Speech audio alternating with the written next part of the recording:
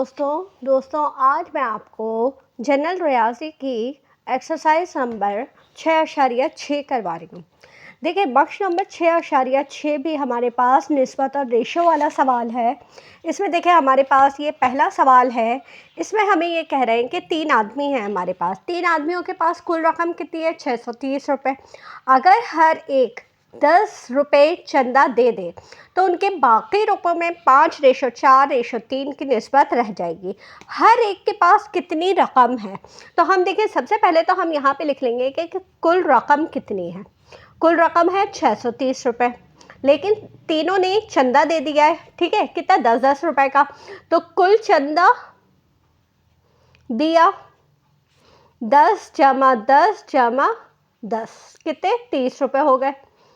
अच्छा, अब उसके बाद अब रकम कितनी बची? बकिया रकम 630 में से 30 रुपये हम निकाल दें तो हमारे पास बचे 600 रुपये।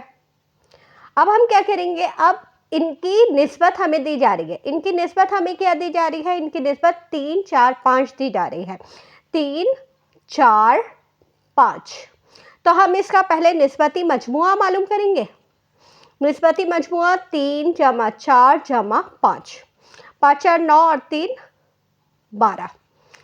सही है, ये आ गया हमारे पास 12। अब हम मालूम करेंगे पहले आदमी का हिस्सा।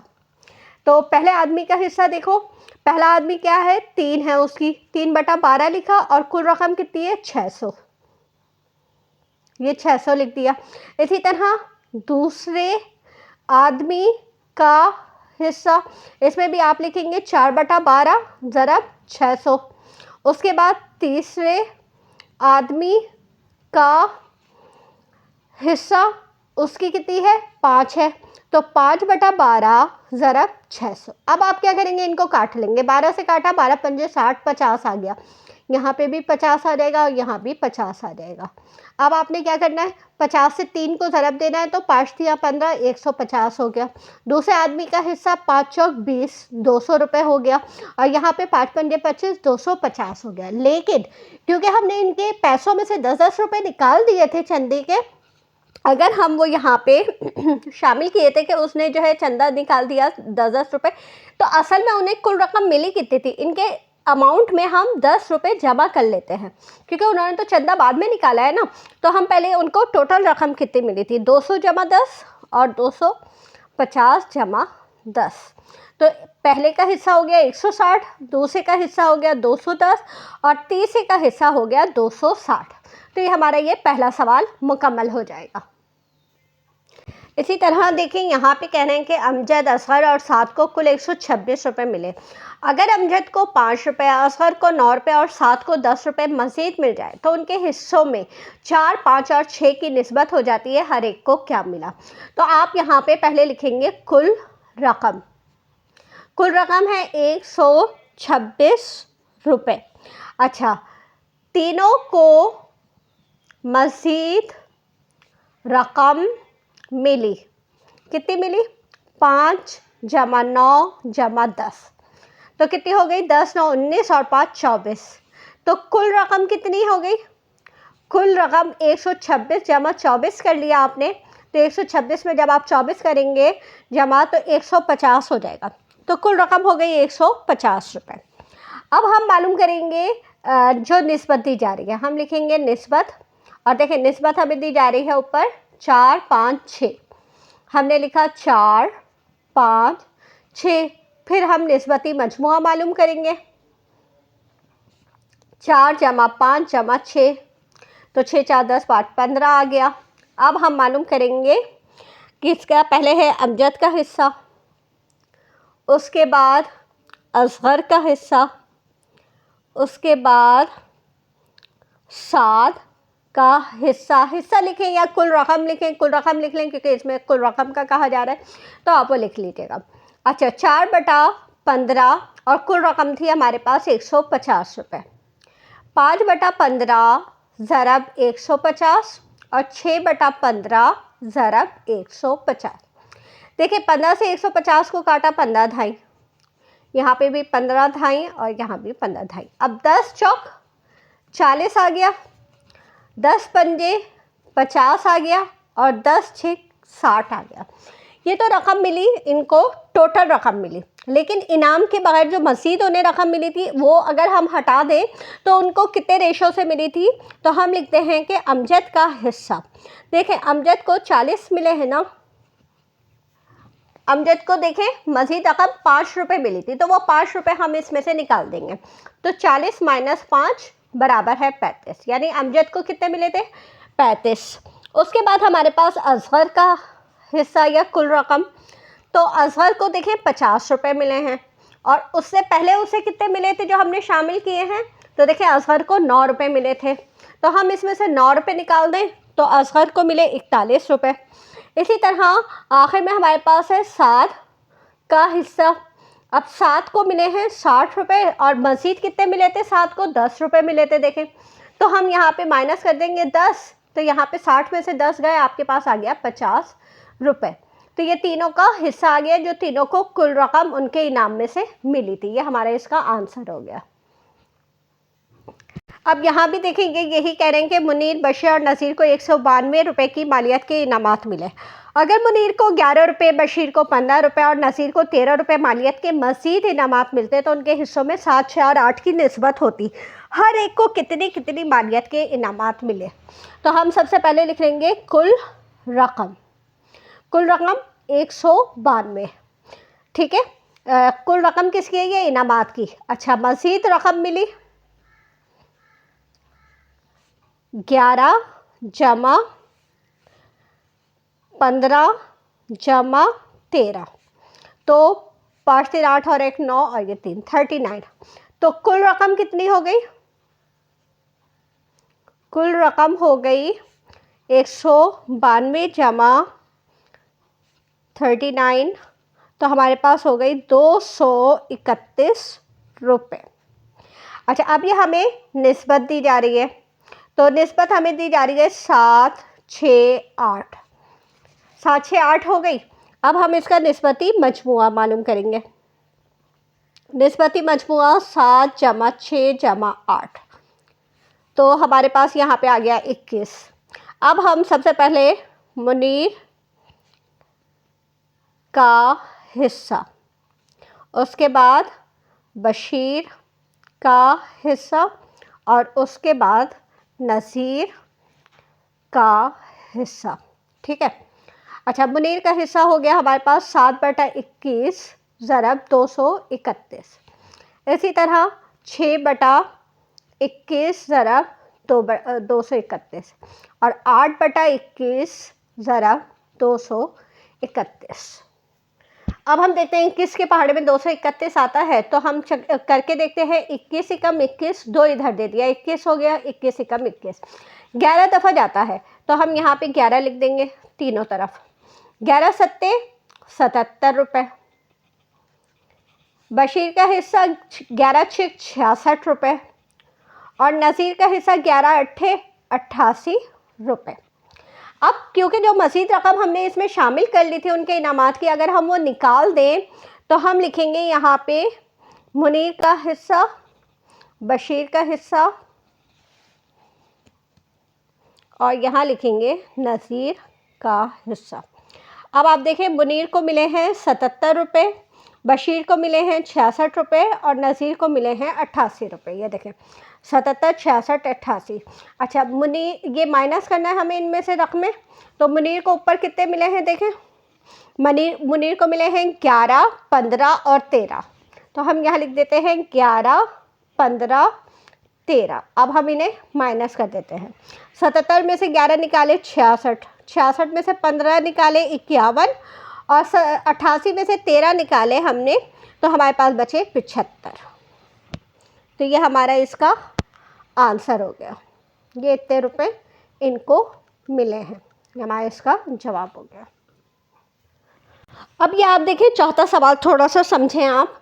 इसमें ये कह रहे हैं 81 के 3 हिस्से इस तरह करें कि पहले हिस्से का निस्फ, पहले हिस्से का निस्फ, दूसरे का तिहाई और तीसरे का चौथाई आपस में बराबर हो।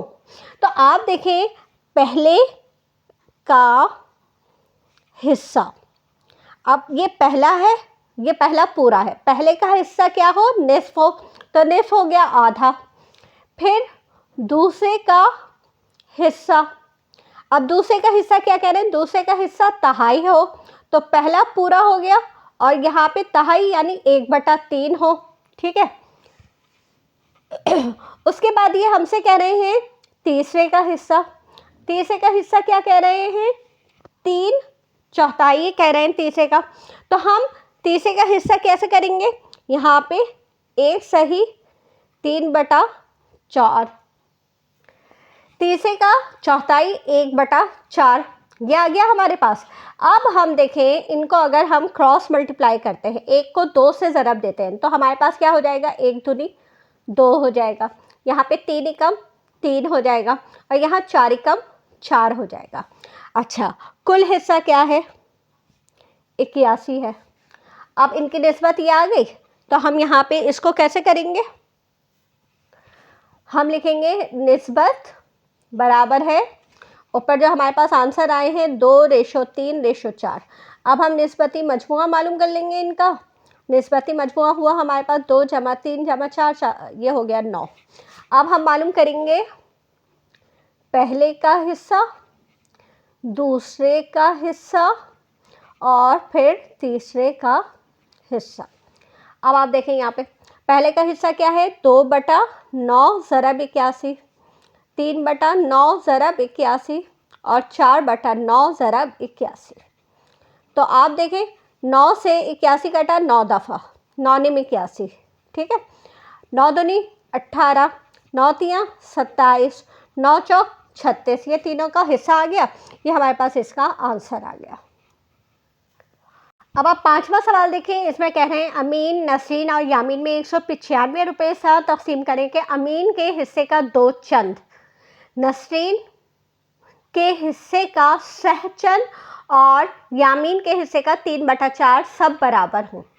तो आप देखें एक में से एक हिस्सा यानी बराबर है, ठीक है, उसमें से पहले जो है, पहला हमारे पास कौन है, अमीन, अमीन का हिस्सा 2 चंद, 2 चंद का मतलब दुगना, तो ये 2 आ गया। उसके बाद हमसे ये नसरीन का हिस्सा कह रहे हैं, नसरीन का हिस्सा सहचंद, सहचंद का मतलब होता है 3, यानी एक में से 3। अच्छा, इसी तरह यामीन का हिस्सा कह रहे हैं, ये यामीन का हिस्सा 3/4, ठीक है, और यहाँ पे आ गया एक में से। अब हम अगर इसको क्रॉस मल्टीप्लाई करते हैं तो देखें यहाँ पे 2 नीचे आ जाएगा, 1/2 हो जाएगा, क्योंकि नीचे तो कुछ भी नहीं है ना, तो यहाँ पे 1/2 हो जाएगा, तो ये हो जाएगा हमारे पास इसका 1/2, इसका हो जाएगा हमारे पास 1/3। अच्छा, यहाँ पे क्रॉस मल्टीप्लाई करेंगे तो 3 नीचे आ जाएगा और 4 ऊपर चला जाएगा, तो ये हो जाएगा 4/3, तो ये तीनों का हिस्सा हो गया। अब हम लिखेंगे कुल रकम, कुल रकम हो गई हमारे पास 195 रुपये। अच्छा, निस्बत आ गई इन तीनों में हमारे पास 1/2, निस्बत 1/3, निस्बत 4/3। अब ये क्योंकि बटा में है तो हमें इसका बटा ख़त्म करना है, तो हम तीनों का एलसीएम निकालेंगे, तीनों का एलसीएम निकालेंगे तो हमारे पास 6 आ जाएगा। तो हम यहाँ पे इसका निस्बती मजमुआ कैसे मालूम करेंगे, हम लिखेंगे 1/2 ज़रब 6 जमा 1/3 ज़रब 6 जमा 4/3 ज़रब 6, ठीक है। हमने यानी तीनों के साथ ज़रब करके 6 लिख दिया, जो इनका जुज़ाफ़े अक़ल निकला। अब इससे काटते हैं तो 2 तियाँ 6, 3 दूनी 6, 3 दूनी 6, इसका आ गया, देखो 3 आया जमा 2 एकम 2 आया और इसका 4 दूनी 8 आया, इनको जमा कर लिया तो 8 2 10 3 13, हमारे पास निस्बती मजमुआ क्या आ गया, 13। अब हमारे पास देखो कुल रकम 195, हम तीनों में तकसीम कर लेंगे। सबसे पहले है हमारे पास अमीन, फिर है हमारे पास नसरीन और फिर है हमारे पास यामीन। तीनों का हमने नाम लिखा, यामीन का हिस्सा, नसरीन का हिस्सा और अमीन का हिस्सा। अब हम देखें अमीन का हिस्सा हमारे पास 3/13 ज़रब 195, इसका 2/13 ज़रब 195 और इसका 8/13 ज़रब 195। 13 के पहाड़े में 195 आता है या नहीं आता, 13 ही कम 13, 6 इधर दे दिया 65 हो गया, 13 पंजे 65, 15 दफ़ा आता है, ठीक है। अब हम 15 तियाँ 45 हो जाएगा, 15 दूनी 30 हो जाएगा और 15 अट्ठे हमारे पास 120 हो जाएगा। तो ये हमारे पास इनके हिस्से आ गए। ये हमारा इसका भी जवाब हो गया। ठीक है, अब आप इस सवाल को देखें। इसमें ये कह रहे हैं 1250 रुपये अलिफ बे और जीम में इस तरह तकसीम करें कि अलिफ को बे और जीम के हिस्सों के मजमूए का 2/3 मिले और बे को अलिफ और जीम के मजमूए का 9/16 मिले। हमें तीनों का अलिफ बे और जीम का मालूम करना है। सबसे पहले हम लिख लेते हैं कि कुल रकम कितनी है। कुल रकम देखें 1250 रुपये है। उसके बाद ये कह रहे हैं कि अलिफ को बे और जीम की मजमूई रकम का हिस्सा मिला 2/3। सही है, ये इन्होंने कहा ना अलिफ को बे और जीम के हिस्से के मजमूए का 2/3 मिला। अगर बे और जीम का मजमूई हिस्सा, ऊपर वाला नंबर ले लें। यहाँ पे अगर अगर बे और जीम का मजमूई हिस्सा हमारे पास 3 है, ठीक है, तो अलिफ का हिस्सा कितना हुआ, ऊपर वाला 2 हो गया। ठीक है, ये 2 रुपये हो गया। बे और जीम का हो गया हमारे पास नीचे वाला हिस्सा 3 और अलिफ का हिस्सा ऊपर वाला 2 हो गया। अब अलिफ का हिस्सा हो गया हमारे पास, तो हम लिखेंगे को यहाँ पे 2 × 3 अलिफ बे और जीम के हिस्सों की कीमत क्या बनेगी? कीमत 2 × 3, अलिफ पहले लिखेंगे आप, 2 × 3 5 आ गई। तो अब अलिफ का हिस्सा, अलिफ का हिस्सा मालूम करेंगे। देखें 2/5 ज़रा 1250, 5 से काटा इसे आपने, 5 दूनी 10, 5 पंजे 25, 250, ये आ गया 500 रुपये। ये आ गया आपके पास अलिफ का हिस्सा जो उन्होंने दिया था। ठीक है, इसी तरह अब देखिए ये ऊपर क्या कह रहे हैं कि बे को अलिफ और जीम के मजमूए का 9/16 मिला। बे को अलिफ और जीम के मजमूए का हिस्सा मिला कितना? 9/16। तो अब हम समझते हैं कि अलिफ और जीम का हिस्सा बन गया, हमने उस वक्त भी नीचे वाला लिया था ना, 16 हो गया, 16 रुपये। तो बे का हिस्सा कितना हुआ? 9 हो गया। ठीक है, अच्छा इनके हिस्सों की कीमत क्या हो गई? बे के हिस्से की कीमत, बे के हिस्से की कीमत अलिफ और जीम का मजमुआ करके 16 × 9 हो गया हमारे पास 25। अब हम बे का हिस्सा निकाल लेंगे। बे का हिस्सा कैसे निकालेंगे? 25 16 है इसका, बे का हिस्सा 9 है। पहले हम यहाँ 9 लिखेंगे और यहाँ लिखेंगे 16। ठीक है, तो अब यहाँ पे आ जाएगा 9/25 ज़रा 1250। तो 25 पंजे 125, 50 हो गया, 5 × 45 यानी 450 रुपये। तो अलिफ का हिस्सा देखें हुआ 500 रुपये और बे का हिस्सा हुआ 450 रुपये। अब कुल रकम कितनी थी? कुल रकम 1250 रुपये। तो अब जीम का हिस्सा कैसा होगा? 1250 में से माइनस कर देंगे हम ये 500 × 450, ये कुल रकम। तो 1250 में से माइनस किया हमने 950 रुपये। तो 950 रुपये जब हम माइनस करेंगे तो हमारे पास बचेंगे 300 रुपये। तो ये जो जीम का हिस्सा है ये हमारे पास 300 रुपये आ गया। तो ये हमारा सबका हो गया, ये हमारा इसका आंसर हो गया। अगर आपको छठा सवाल समझ में ना आया हो तो देखें हमीद, ये वाला 7वां सवाल भी बिल्कुल उसी तरीके से है, तो शायद आपको समझ में आ जाए। हमीद, वहीद और सईद के माबैन 715 रुपये का नफ़ा इस तरह बांटे कि हमीद को बाकी 2 के मजमूई हिस्से का 4/7 मिले और वहीद को बाकी 2 के मजमूई हिस्से का 5/8 मिले। तो आप देखें पहले तो कुल रकम लिख लें। कुल रकम है देखें 715 रुपये। अच्छा, हमीद यहाँ पे लिखेंगे हमीद को वहीद और सईद के मजमुई हिस्से का मिला 4/7। 4/7। तो अब हम समझ लेते हैं कि वहीद और सईद का हिस्सा, नीचे वाला नंबर आ गया 7, तो हमीद का हिस्सा हो गया 4। अच्छा, मजमुई कीमत क्या हो जाएगी, 4 जमा 7, तो 7 4 11 हो गए, ये 11 आ गया। अब हम वहीद का हिस्सा मालूम कर लेते हैं।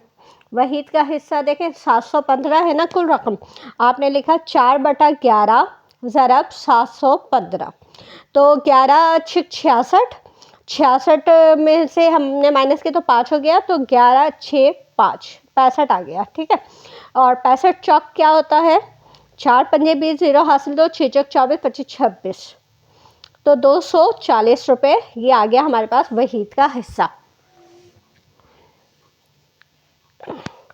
अच्छा, 65 चौक थोड़ा सा गड़बड़ हो रही है, देखते हैं। ये देखिए, ये हुआ 4 6 24 25 26, 260 होगा ये हमारे पास, 260। तो ये वहीद का हिस्सा आ गया। अब आगे क्या कह रही है कि मजमुई हिस्सा ये 4/7 हो गया। अब वहीद को बाकी 2 के मजमुई हिस्से का, यहाँ पे अब हमने ये हमने नीचे जो मालूम किया है ये हमीद का हिस्सा मालूम किया है, ये हमीद का हिस्सा है। अच्छा, अब वहीद का कह रहे हैं कि वहीद को 5/8 मिला, तो अब हम यहाँ पे क्या लिखेंगे, वहीद को हमीद और सईद के मजमुई हिस्से का मिला कितना, 5/8। तो अब हमीद और सईद का हिस्सा ये हो गया आपके पास 8, तो फिर हमारे पास वहीद का हिस्सा क्या हुआ, वहीद का हिस्सा हो गया 5। मजमुई कीमत हमारे पास 5 जमा 8 13 आ गई। ठीक है, अब हम किसका, वहीद का हिस्सा मालूम कर लेंगे। वहीद का हिस्सा हमारे पास 5/13 ज़रब 715,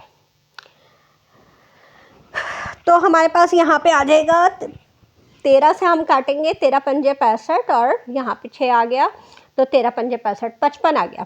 तो 55 को 5 से ज़रब देंगे, 5 पंजे 25, 5 हासिल 2, 5 पंजे 25 26 27, तो इसका आ गया वहीद का हिस्सा 275 आ गया।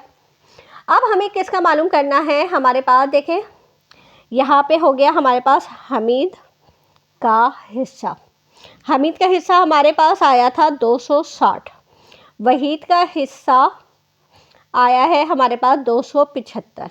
अब हमें मालूम करना है सईद का हिस्सा। तो सईद का हिस्सा कुल रकम कितनी है हमारे पास, कुल रकम है देखो 715। 715 में से हम माइनस कर देंगे 260 जमा 275 को, तो हमारे पास सईद का हिस्सा आ जाएगा। आपने लिखा 715 माइनस इन दोनों को जमा किया तो 5 6 12 और 1 13, 2 और 2 4 और 1 5, 535 हो गया। 535 हमने इसमें से निकाले तो हमारे पास बचेगा 180 रुपये। ये हमारे पास इसका सईद का हिस्सा आ गया। ये वाला सवाल भी इसी तरह है, 112 रुपये अलिफ बे और जीम में इस तरह तकसीम करें कि अलिफ को बे और जीम के हिस्सों का 3/4 और बे को अलिफ और जीम के हिस्सों का 3/5 मिले। तो हम सबसे पहले लिखते हैं कुल रकम 112 रुपये, अलिफ को बे और जीम के हिस्सों का मिला कितना, 3/4, तो बे और जीम का हिस्सा हो गया 4 और अलिफ का हिस्सा हो गया 3। ठीक है, मजबूरी कीमत क्या आ गई, 3 जमा 4 7 आ गई। तो अलिफ का हिस्सा मालूम करेंगे, अलिफ का हिस्सा हमने लिखा 3/7 ज़रब 112, तो 7 से 112 को काटा तो 7 ही कम 7 8 9 10 11, 4 इधर 7 6 42 16 हो गया, 16 3 48, तो ये 48 रुपये जो आया है हमारे पास, ये किसका हिस्सा आ गया, ये हमारे पास आ गया अलिफ का हिस्सा। अब इसी तरह ये ऊपर कह रहे हैं कि बे को अलिफ और जीम के हिस्सों का, तो बे को अलिफ और जीम के हिस्सों का मिला कितना मिला है 3/5। तो अलिफ और जीम का हिस्सा हो गया 5 और बे का हिस्सा हो गया 3। मजमूई कीमत क्या आई? 3 जमा 5 बराबर है 8। ये आ गई 8। तो अब बे का हिस्सा मालूम करेंगे। बे का हिस्सा हमने लिखा 3/8 ज़रब 112। तो 8 कम 8, 8 चौक 32, 3 इधर दे दिया तो 8 चौक 32, 14 14 दूनी 28, 14 थियाँ 42। ये बे का हिस्सा हो गया। अब हम मालूम करेंगे जीम का हिस्सा। तो कुल रकम है हमारे पास देखें 112 रुपये। 112 में से माइनस करेंगे हम, कितने उसके आए हैं 48 अलिफ का और इसका आया है बे का 42। इन दोनों को जमा करके इसमें से माइनस कर देंगे। हमने लिखा 112 माइनस 8 2 10, 4 और 4 8 और 1 90 रुपये। तो 112 में से अगर हम 90 रुपये माइनस करते हैं तो हमारे पास हो जाते हैं 22 रुपये। तो ये हमारे पास जीम का हिस्सा आ गया 22 रुपये। अब यहाँ पे देखें ये कह रहे हैं 320 रुपये की रकम 5 मर्दों और 6 औरतों में इस तरह तकसीम करें कि हर मर्द को हर औरत से दुगना मिले। देखिए हमारे पास कुल रकम आ गई है 320 रुपये। अब ये कह रहे हैं कि 5 मर्द हैं और 6 औरतें हैं। मर्दों को औरतों से दुगना मिले तो 5 ज़रब 2, 5 दूनी 10 और 6 ज़रब 1, 6 कम 6। ये इन लोगों का हो गया 10 और 6 हो गया। ठीक है।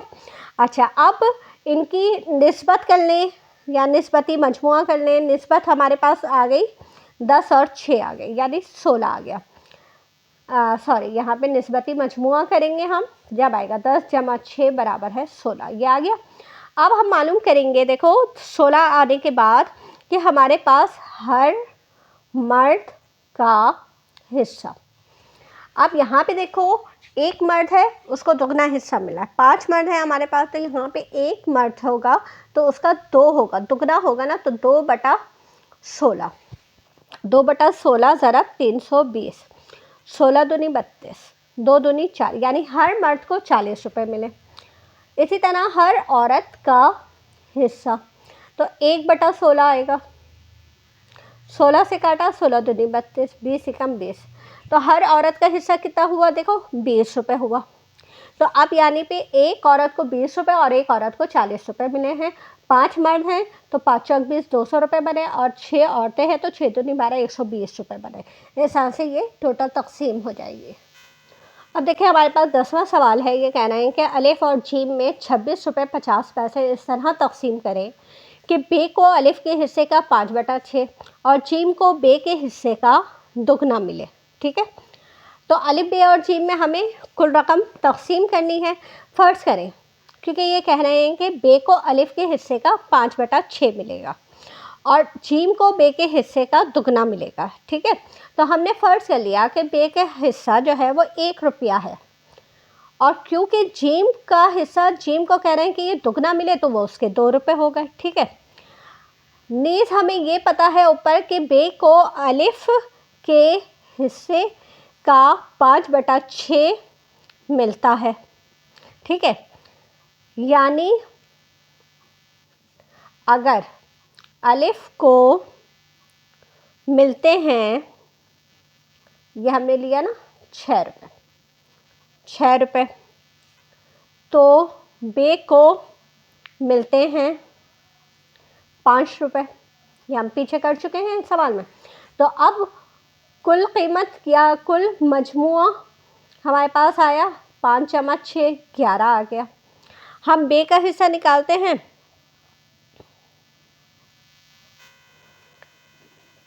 अच्छा, क्योंकि बे को मिलते हैं 5 रुपये और ये जीम को कह रहे हैं तो जीम को मिलते हैं, क्योंकि देखो जीम को जो है बे का दुगना मिलता है, तो 5 का दुगना क्या हो गया 10, तो जीम को मिलते हैं 10 रुपये।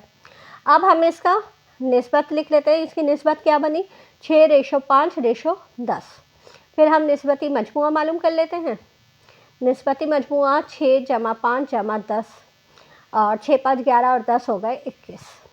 अच्छा, कुल रकम है हमारे पास है 26 रुपये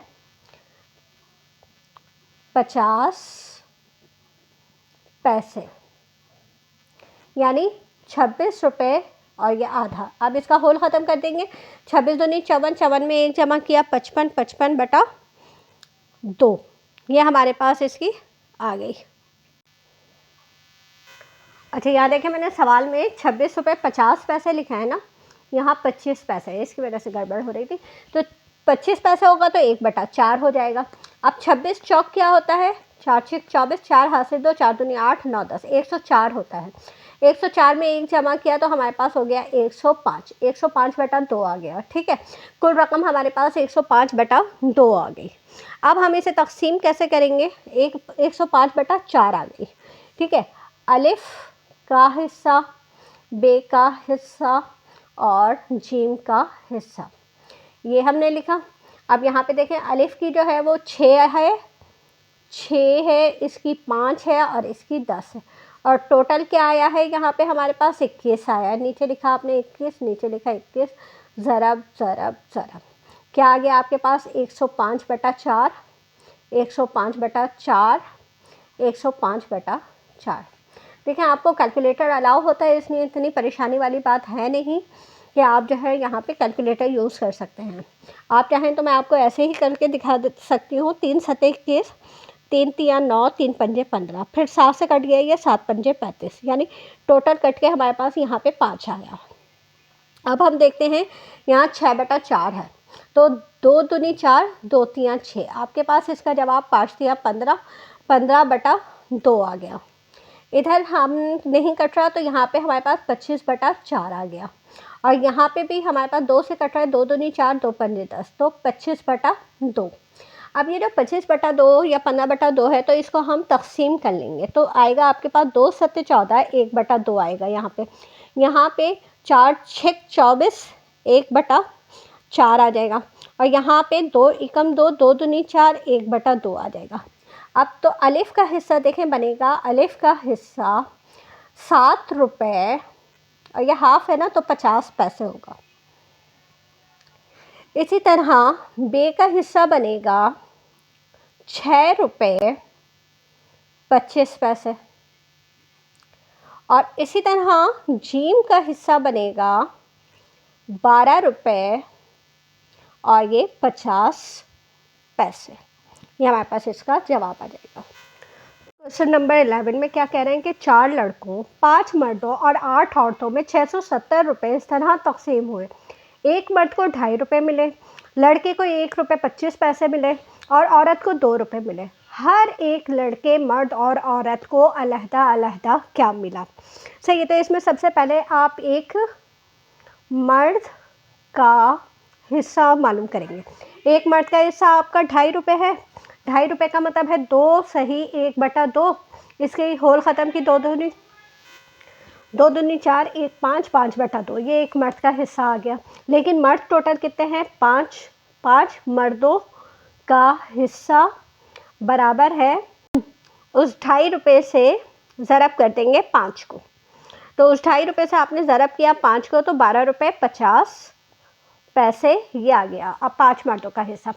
इसी तरह हम एक लड़के का हिस्सा, तो एक लड़के का हिस्सा क्या है, 1 रुपये 25 पैसे, 1 रुपये 25 पैसे, यानी 1 सही 1/4, यानी 4 एकम 4 और 1